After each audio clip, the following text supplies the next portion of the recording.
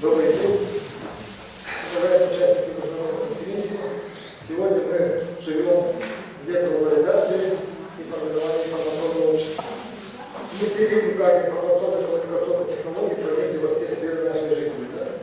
Ну и в сети интернет возникла поликультурная среда, которая будет основной средой общения нашего будущего поколения 21 века, который будет обмениваться информацией и полностью в этой среде будет общаться. Поэтому необходимо, чтобы каждый народ, каждый язык присутствовали в этой глобальной среде. Каждый язык является уникальным хранилищем информации о говорящем на нем этносе и его культуре, о своей собственной эволюции и одних языков и отмирании других.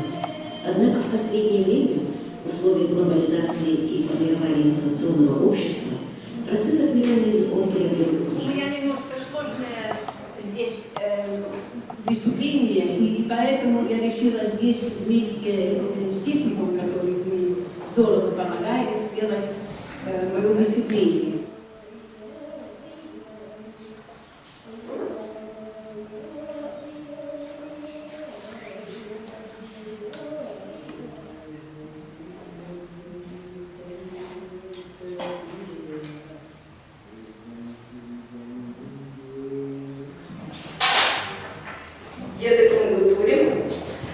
Я хотела бы сказать большое спасибо вам всем, то, что вы собираете материал, то, что вы его обрабатываете, издаете, а вот мы в практике, мы вашу работу допустим до людей, а в частности я работаю с детками маленькими, это детский сад и школа, начальная школа, и вот я с ними работаю на базе ваших материалов.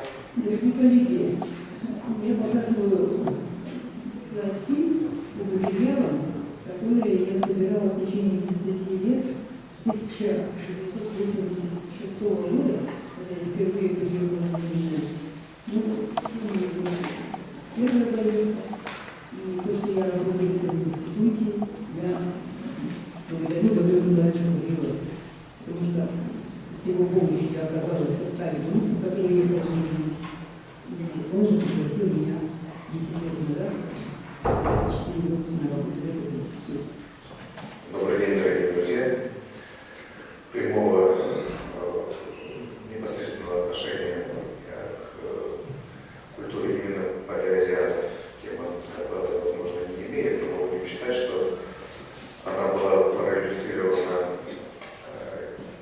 тем, что я вчера и позавчера показывал и рассказывал. Может быть, если хватит времени, мы сегодня тоже что-нибудь посмотрим. Ладно. Данный доклад является частичным сообщением опыта полевой видеосъемки исполнения фольклорных произведений, полученным более чем в 20 экспедициях по Сибири и Дальнему Востоку. И в нем я бы хотел озвучить некоторые проблемные моменты, которые неизбежно возникают при съемке того или иного культурного явления, и предложить какие-то свои способы выхода, решения таких ситуаций.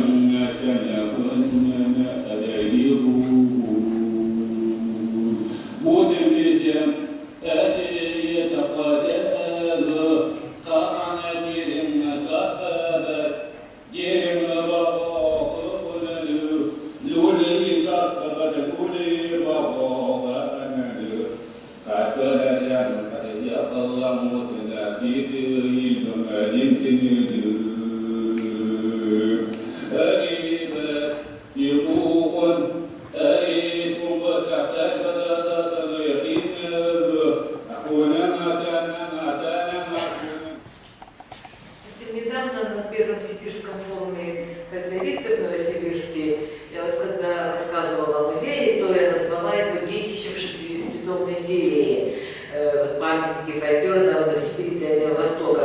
Потому что когда мне заказали вот статью для первого якутского дома «Крыс Доверия», музыковедческую, от которой отказались все музыковеды,